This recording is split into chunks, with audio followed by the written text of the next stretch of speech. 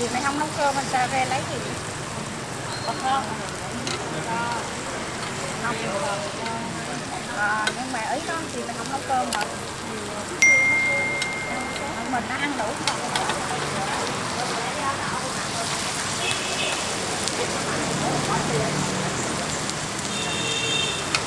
Lấy một thương lại.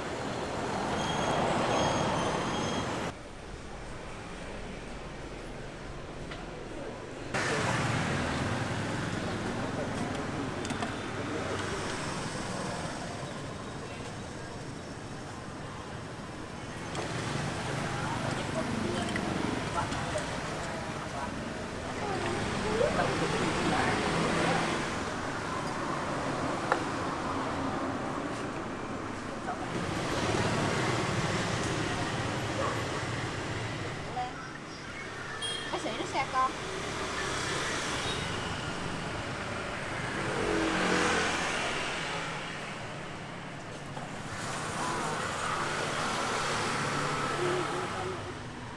Dưới nó quay cho nó.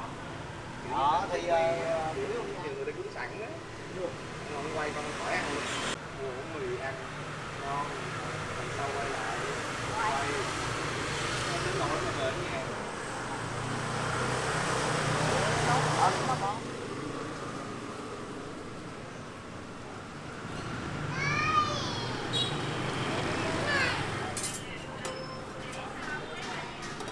Nhớ ra người nè.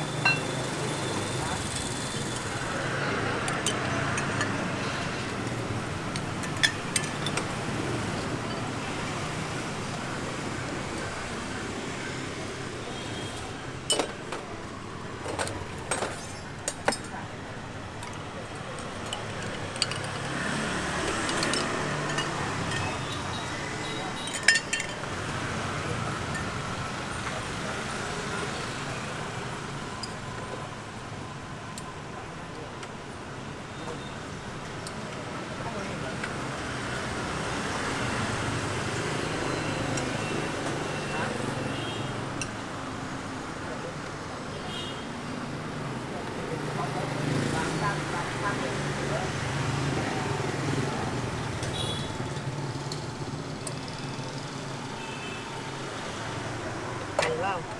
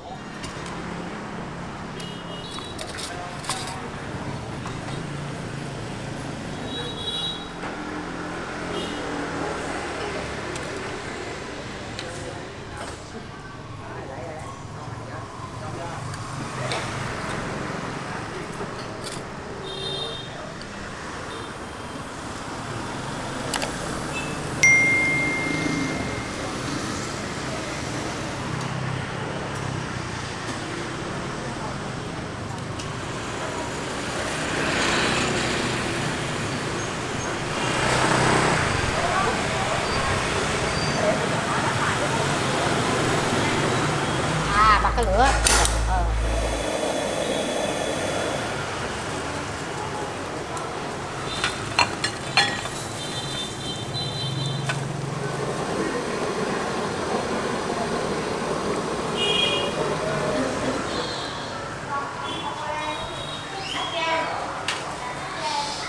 Sô cô la không có chị ạ. Chị nói là muốn nào chị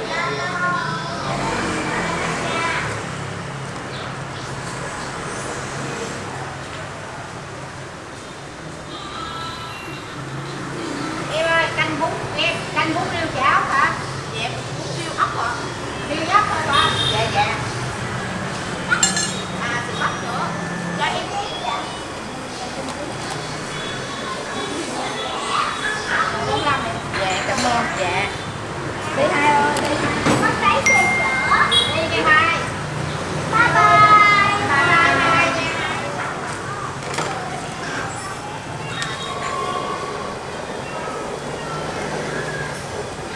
Cô cho con miếng riêu luôn.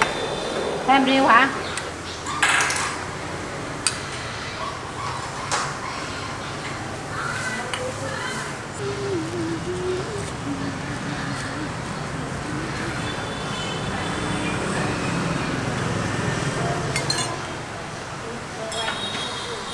Bún ở đây.